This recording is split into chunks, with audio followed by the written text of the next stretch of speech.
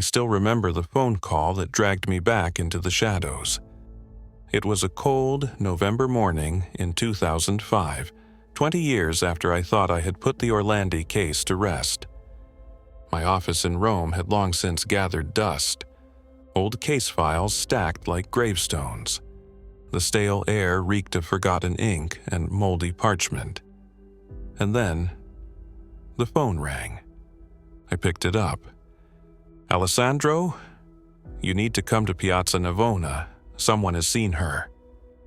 My blood froze. I couldn't speak. I didn't have to ask who her was.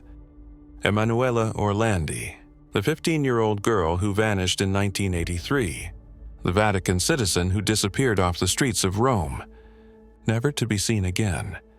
Except now, someone had seen her. 2 decades later. I arrived at Piazza Navona as the fog rolled low and heavy, the cobblestones slick with winter drizzle. I spotted Inspector Valerio Bianchi, a man I knew far too well. He approached me briskly, his breath curling in white plumes. "Alessandro, it's not a prank. A woman came into the church this morning. Said she saw a girl standing in front of Bernini's fountain. Same age as Emanuela would have been back in 1983.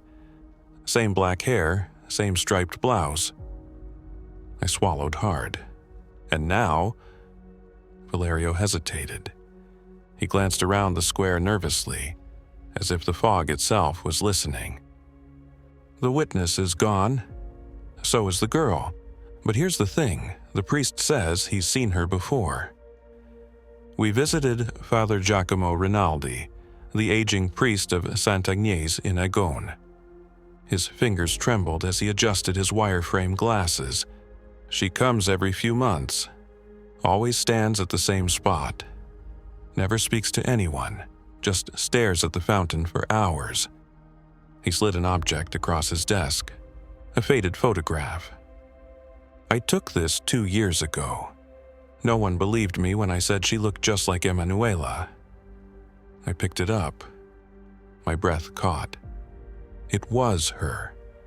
Or her twin, same soft jawline, same dark, almond-shaped eyes. But what disturbed me most, her expression, blank, empty, as if something inside her had been hollowed out. We reopened the files. The old rumors surfaced fast. The Vatican conspiracy, the Banda della Maliana Mafia, the Turkish Grey Wolves, the group tied to the assassination attempt on Pope John Paul II. Emanuela's disappearance was entangled in all of it. And now, this doppelganger had reappeared. I began retracing steps I had long since abandoned. Old witnesses, faded addresses.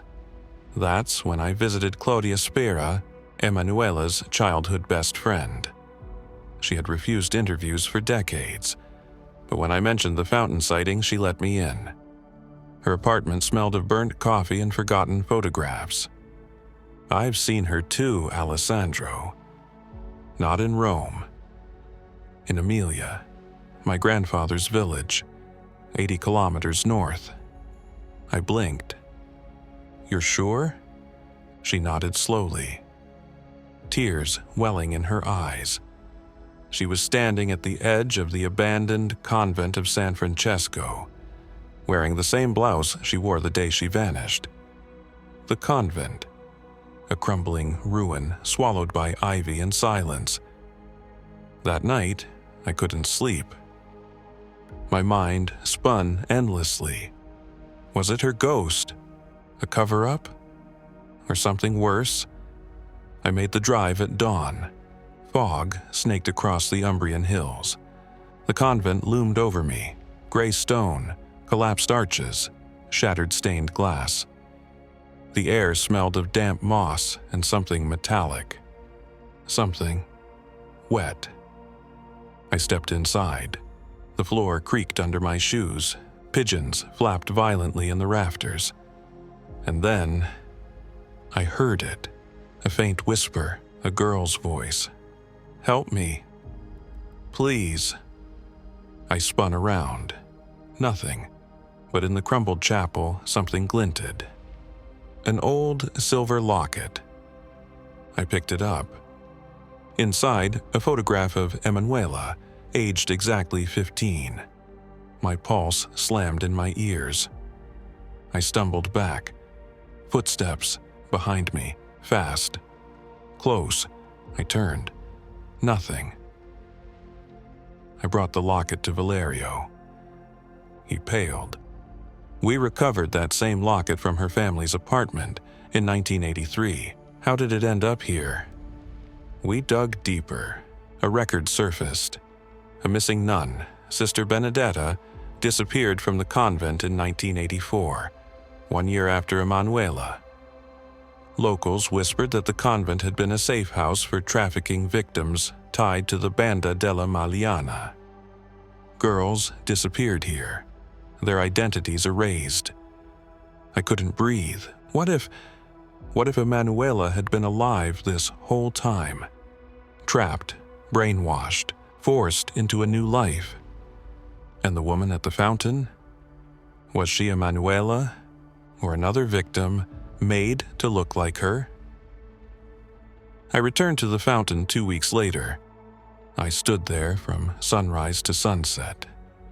Then, just as twilight painted the square orange, I saw her.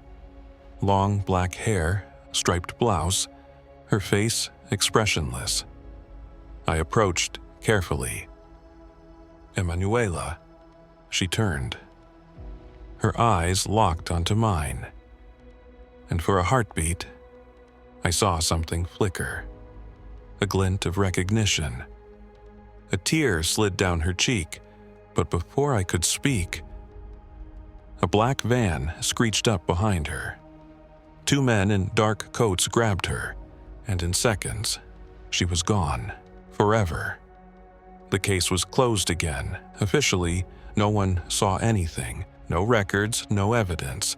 And to this day, I don't know if I saw Emanuela Orlandi, or someone they made to replace her. But sometimes, when I walk past Piazza Navona in winter, I swear I see her silhouette standing there, watching, waiting for help that never came.